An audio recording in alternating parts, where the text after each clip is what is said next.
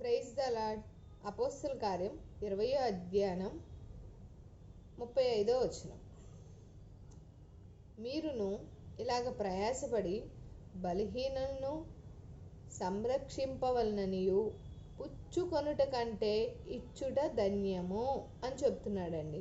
ఎందుకన్నమాట పుచ్చుకొనుట కంటే ఇచ్చుటే ధన్యము అంటే ప్రభువైన యేసుక్రీస్తు వారు ఆయన అన్ని విషయాల్లో కూడా ఇవ్వటానికే శ్రేష్టము పుచ్చుకోవటం కంటే అని చెప్తున్నాడు. ఇవ్వటం అంటే ఏంటి? అసలు ప్రభువైన యేసుక్రీస్తు వారు ఆయన ఏది కూడా కోరుకోలేదండి. ఆయన అంటే మానవుని కోసం క్షేమాభివృద్ధి కలుగచేయటం కోసం ఆయన వెండిని బంగారంని వస్తువుల్ని కానీ ఏమీ ఆశింపలేదు దేవుడు.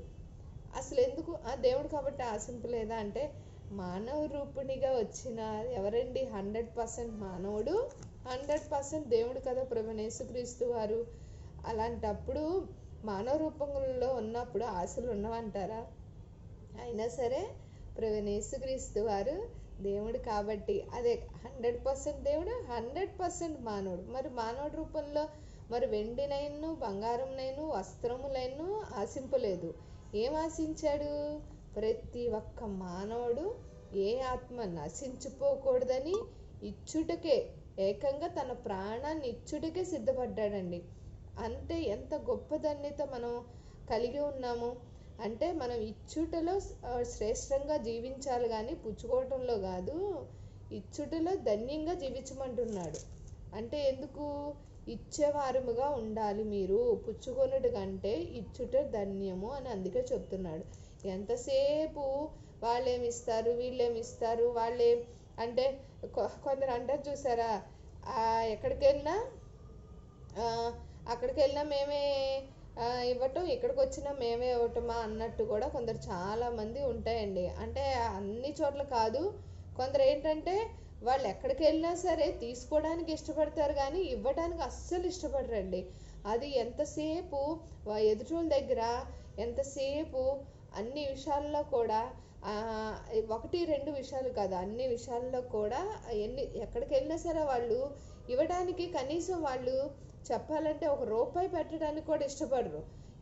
ఏదన్నా ₹1 ఓ ₹10 100 పెడితే ఓ ₹1,00,000 పెట్టినట్టు ఫీల్ అయిపోతారు. అది ఎదుటోళ్ళది అనుకోండి, ఆ 1,00,000 ఖర్చు పెట్టినా వాళ్ళకి లెక్క ఉండదు, కనీసం ₹10 లెక్క కూడా తీసుకోరు. ఎందుకంటే వాళ్ళది కాదు కదా, అందుకే వాళ్ళకి ఏమీ తెలీదు. అందుకే ఇచ్చుట కంటే పుచ్చుట ధన్యతము అంటే, అది వెండైనా బంగారమైనా ఎటువంటి వస్తువులైనా సరే, విలువైన వస్తువులు వస్త్రములైనా సరే ఎలా అయితే దేవుడు ఆశింపలేదో, మనుషులు కూడా ఏది ఆశింపకుండా మనం చేసేది, ఒకరికి ఏదన్నా ఇచ్చాము అంటే ఇంకా మరలా మనం ఇంకా ఆశించకూడదు.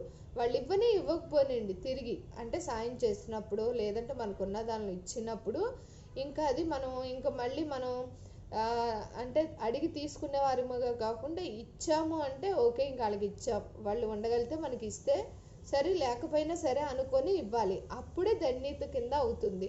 ఇంక ఇచ్చిన కాడ నుంచి అబ్బాయి ఇచ్చాం, ఎప్పుడు ఇస్తారో ఏంటో, మళ్ళీ ఏమో అసలు ఇస్తారో ఎవరో, ఇవన్నీ కూడా ఆలోచించకూడదండి. మనం ఒకరికి ఇచ్చే వారముగా ధన్యతగా ఇచ్చాడు అంటే దేవుడు, మనం ఎంత గొప్పగా ఉన్నామని దేవుడు మాట్లాడుతున్నాడు.